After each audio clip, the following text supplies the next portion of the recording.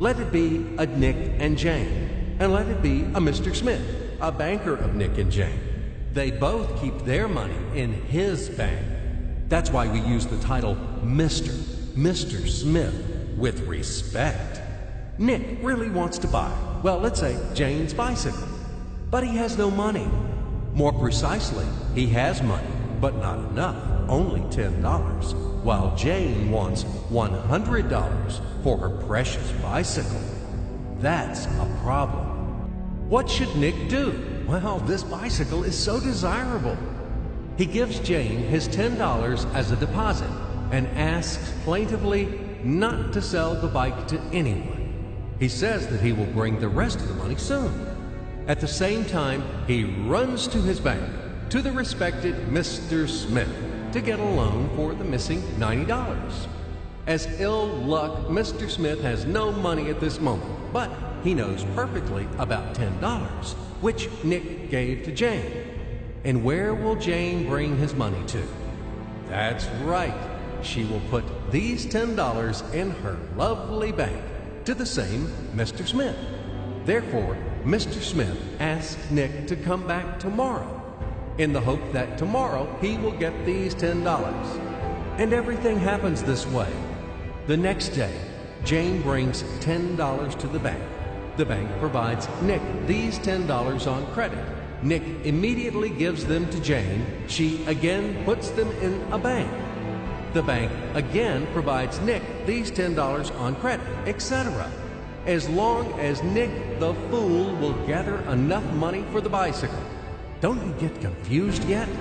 Be patient, I told you. These demons have been trying to confuse you during 1,000 years. These damn economists and financiers. But anyway, we will figure everything out. So what do we have in the end? Nick finally got the bike from Jane. Wow!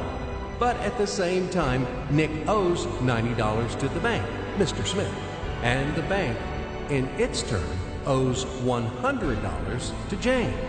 In other words, those $10, which existed initially, have magically turned into $200, $190 of debts plus real $10. But these $10 would also turn into $1,000, even in $1 million or $1 billion, if Nick would make a more expensive purchase. In this case, our $10 would make the increasing number of its cycles, circuits from hands to hands. That's it. So, what happens in today's world?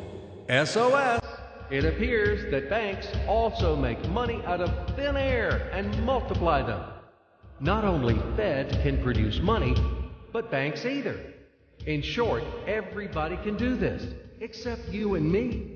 We are not in the business at this celebration of life. I would like to print or draw some money as well. In fact, these banks multiply money without any control. And we're still wondering why the banker lives better.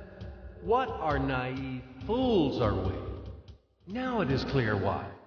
The one who produces the money, of course, lives better. But this is not enough.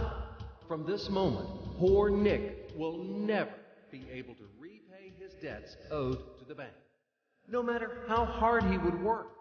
Silly Nick doesn't know it yet, that he's in slavery to the bank, in credit bondage forever, because those $90 which he owes to Mr. Smith do not exist in nature at all. Sly Mr. Smith made his money out of nothing.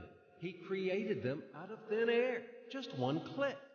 And $10 turned into $200. Yes, but you can object reasonably.